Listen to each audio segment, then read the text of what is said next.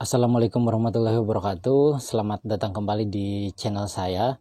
Dan pada kesempatan kali ini kita akan membahas salah satu tokoh penting dalam kerajaan Majapahit. Dia merupakan tokoh yang ikut serta bersama-sama dengan para pendiri Majapahit membangun kerajaan Majapahit, menyusun kekuatan militer kerajaan Majapahit. Namun di akhir-akhir dia harus meninggal, harus pralaya oleh pasukan Majapahit dan dicap sebagai pemberontak. Siapa dia? Dia adalah Ranggalawe. Kita mulai pembahasannya. Saudara, sejarah mencatat dan mengabadikan bahwa perjalanan kerajaan Majapahit tidak pernah lepas dari yang namanya pemberontakan, baik itu pemberontakan dari dalam ataupun dari luar. Terlebih pemberontakan dan pengkhianatan dari dalam kerajaan yang dilakukan oleh anggota kerajaan itu sendiri. Bahkan sejak awal berdirinya saja, ketika Majapahit belum genap berusia 3 tahun, kerajaan yang dideklarasikan oleh Raden Wijaya tersebut harus menghadapi pemberontakan dari adipatinya sendiri yang bernama Ranggalawe. Ini menarik, kok bisa-bisanya Ranggalawe memberontak kepada Raden Wijaya? Secara Raden Wijaya sebelumnya sudah menganggap Ranggalawe itu sebagai saudaranya sendiri, dan Raden Wijaya telah mempercayakan banyak hal, telah mempercayakan sepenuhnya kepada Ranggalawe, karena Ranggalawe pun sudah lama mengabdi dan setia kepada Raden Wijaya. Namun usut punya usut, ternyata Ranggalawe merasa kesetiaan dan pengabdiannya kepada Raden Wijaya telah dicederai. Ia merasa kecewa setelah segala bentuk pengorbanannya seolah-olah tidak pernah dianggap oleh Raden Wijaya. Andil Ranggalawe sendiri paling besar adalah membantu Raden Wijaya dalam merintis kerajaan Majapahit, yang mana harus dilalui dengan berperang melawan dua pasukan sekaligus dalam waktu yang hampir bersamaan, yaitu pasukan Jayakatwang dari kerajaan Kediri dan pasukan Mongol, yaitu prajurit-prajurit Kubilai Khan dari negeri Cina sana. Jadi jauh sebelum Majapahit berdiri, di Jawa itu sudah ada dua kerajaan besar yang cukup berpengaruh di wilayah Nusantara, yaitu kerajaan Singosari. Ini merupakan kerajaan yang dirintis oleh Ken Arok pada tahun 1292, di mana kerajaan Kediri dipimpin oleh Prabu Jayakatwang berambisi besar untuk menggulingkan kerajaan Singosari atas nama balas dendam. Karena kerajaan-kerajaan Singosari waktu itu militernya keluar, ingin mengekspansi, ingin memperbesar pengaruhnya, otomatis pasukan yang ada di dalamnya sendiri berkurang, jadi lemah. Keadaan tersebut dimanfaatkan oleh Jayakatwang untuk mengalahkan kerajaan Singosari. Terlebih waktu itu prajurit andalan dari Prabu Kertanegara, Raja Singosari, yaitu Dyah Kebo Anabrang, juga ikut serta dalam ekspedisi tersebut, sehingga otomatis tidak ada pemimpin pasukan yang cukup kuat di kerajaan pada waktu itu. Akhirnya kesempatan emas tersebut dimanfaatkan oleh Prabu Jayakatwang untuk menghabisi Prabu Kertanegara berikut seluruh keluarganya. Tetapi saat penyerangan tersebut, ada mantunya Prabu Kertanegara berhasil meloloskan diri ke Madura, yang kebetulan waktu itu dipimpin oleh Adipati Arya Wiraraja. Nah, Arya Wiraraja ini tidak lain adalah ayah dari Ranggalawe. Ya, bisa kita tebak bahwa disinilah awal mula kedekatan Ranggalawe dengan Raden Wijaya di pelarian tentunya. Selama di Madura, Raden Wijaya diperlakukan dengan sangat baik oleh Adipati Arya Wiraraja. Bahkan sang adipatilah yang kemudian membantunya menyusun strategi bagaimana caranya agar Raden Wijaya bisa melakukan serangan balas dendam kepada Prabu Jayakatwang untuk merebut kembali kejayaan Trah-Rajasa atau untuk merebut kembali kerajaan Singosari. Adipati Arya Wiraraja menyarankan agar Raden Wijaya berpura-pura tunduk dan patuh kepada Prabu Jayakatwang dan mengambil hatinya supaya nantinya bisa lebih mempermudah, bisa lebih mempermudah menyusun strategi balas dendam.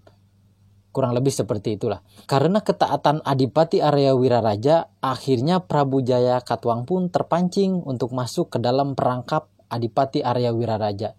Dan ini merupakan kesempatan emas yang dinantikan oleh Adipati Arya Wiraraja untuk meminta izin membuka hutan di sekitar Sungai Brantas agar bisa dijadikan sebagai desa perluasan wilayah. Dan Prabu Jaya Katuang tanpa ada kecurigaan sama sekali, akhirnya Raden Wijaya diberikan izin untuk membuka hutan tersebut. Kemudian karena penyerahan diri Raden Wijaya dianggap sebagai bentuk penghormatan dan pengabdian kepada Prabu Jaya Katuang, dan lebih-lebih ia beralasan bahwa pembukaan hutan tersebut nantinya dialokasikan untuk menghimpun dukungan terhadap Prabu Jaya Katuang. Jadi ya wajar-wajar saja, alih-alih curiga Prabu Jaya Katuang malah antusias mendukung akan wacana Raden Wijaya tersebut. Padahal pada praktiknya, dan memang itulah yang sudah direncanakan sejak awal, bahwa dari desa tersebut Raden Wijaya yang ditemani oleh Rangga Lawe mengumpulkan sisa-sisa pengikut Singosari dan menyusun strategi untuk bisa menyerang balik Prabu Jaya Katuang. Dan momennya memang pas karena saat itu kebetulan datang pasukan Mongol dari dinasti Yuan pimpinan Ike Mesing yang diutus oleh Kublai Khan untuk menyerang Jawa, tepatnya menyerang Singosari. Sebenarnya tentara Mongol datang ke Jawa itu misinya adalah untuk balas dendam atas perlakuan Kertanegara, Prabu Kertanegara yang sudah mengiris kuping utusan dari kerajaan Mongol yaitu Mengki pada periode sebelumnya. Tapi karena Prabu Kertanegara sudah tidak ada, sudah tewas oleh Jaya Katuang, yang berkuasa saat itu ya adalah Prabu Jaya Katuang, karena Prabu Kertanegaranya sudah ditaklukkan. Ya sudah, maka Prabu Jaya Katuang lah yang menjadi sasaran. Momentum tersebut tidak disia-siakan oleh Raden Wijaya, dan dengan cerdasnya dia mengajak Mongol untuk bersatu untuk menggulingkan Prabu Jaya Katuang. Singkat cerita, Prabu Jaya Katuang berhasil ditumpas oleh pasukan Raden Wijaya yang berkoalisi dengan pasukan Mongol. Tentu ada peran-peran Rangga Lawe, sebab dialah yang turut andil terlibat dalam proses negosiasi ketika hendak menjalin persekutuan dengan pasukan Mongol. Ia juga yang turut bertarung habis-habisan saat melawan kerajaan Kediri. Bahkan ketika Raden Wijaya memberi instruksi untuk membantai pasukan Mongol yang sebelumnya diajak bersekutu dengan Rangga Lawe, tetap sendiko dawuh dan tetap siap mengorbankan jiwa dan raga, mengorbankan nyawa demi cita-cita sahabatnya tersebut. Ya dibayangkan saat itu Rangga Lawe bersedia untuk menyerang balik Mongol, bersedia mempertaruhkan nyawanya demi cita-cita Raden Wijaya. Setelah dua pertempuran besar yang secara beruntun tersebut dan menuai kemenangan dengan sangat gemilang, Raden Wijaya yang bernama asli Nararya Sanggrama Wijaya kemudian mendeklarasikan kerajaan Majapahit, sekaligus mengukuhkan dirinya sebagai raja pertama. Setelah pengukuhan Raden Wijaya tersebut, Raden Wijaya langsung membentuk kepatihan Pancaring Majapahit, yaitu 5 pejabat sentral Majapahit yang nantinya bertugas untuk membantu Raden Wijaya dalam menjalankan tugas di kerajaannya. Ini kalau sekarang setingkat menteri, ada menteri perekonomian, menteri pertahanan, menteri perindustrian, atau banyaklah dan sebagainya. Nah, dari sinilah ketegangan antara Rangga Lawe dengan Raden Wijaya mulai terjadi. Semula Rangga Lawe tentu berharap ia bakal menduduki jabatan penting dan tinggi dalam tubuh Majapahit. Secara jelas jasa-jasanya terhadap Raden Wijaya cukup besar. Raden Wijaya sudah diselamatkan oleh ayah Rangga Lawe dan bahkan dibantu menyusun rencana pemberontakan terhadap Prabu Jaya Katuang. Rangga Lawe juga sekalipun tidak terlibat dalam gerakan-gerakan yang dilakukan oleh Raden Wijaya. Ia selalu tampil paling depan, selalu yang paling dominan dalam setiap pertempuran. Menimbang hal tersebut, harusnya Ranggalawe sangat layak untuk menduduki jabatan di Pancaring Majapahit atau paling tidak jabatan kepatihan di bawahannya lah. Apalagi pada waktu itu memang jabatan-jabatan kepatihan itu diserahkan kepada siapa saja yang berkontribusi besar dan berpengaruh penting dalam proses berdirinya Majapahit. Tapi ternyata Ranggalawe hanya dilimpahi jabatan sebagai Adipati Tuban. Tidak sesuai harapan, kurang lebih seperti itu. Puncak kekesalan Ranggalawe adalah ketika ia tahu salah satu jabatan dalam Pancaring Majapahit, yaitu Rakyat Mahapatih Sanagara atau Patih Amangkubumi, justru dilimpahkan kepada Dyah Nambi. Padahal Dyah Nambi tidak begitu tampak andil masa-masa pergolakan menumpas Prabu Jayakatwang dan memukul mundur pasukan Mongol.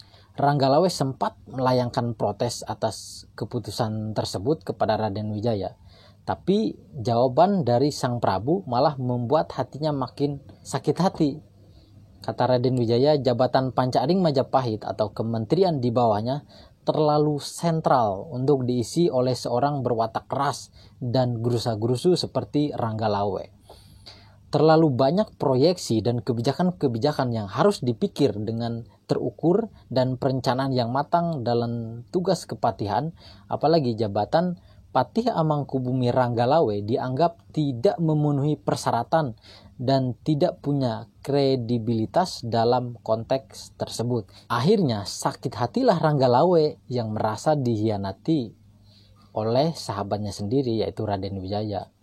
Kemudian pada akhir tahun 1295, Ranggalawe menghimpun pasukan untuk menyerang keraton utama Majapahit yang ada di Trowulan. Namun pemberontakan tersebut berhasil ditumpas dengan mudah oleh pihak Majapahit. Perlawanan Ranggalawe pada masa itu memang diprediksi bakal sulit dan sukar, sebab Majapahit diperkuat oleh Dyah Kebo Anabrang atau prajurit andalan mendiang Prabu Kertanegara yang baru pulang dari ekspedisi Melayu dan langsung mengabdikan diri kepada Raden Wijaya.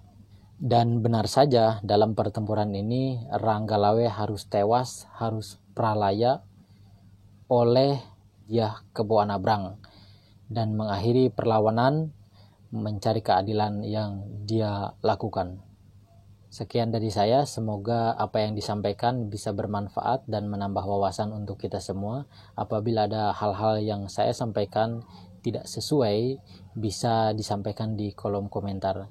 Tujuannya adalah kita sama-sama belajar, kita sama-sama mencari lebih tahu tentang sejarah bangsa kita, bangsa Indonesia. Sekian.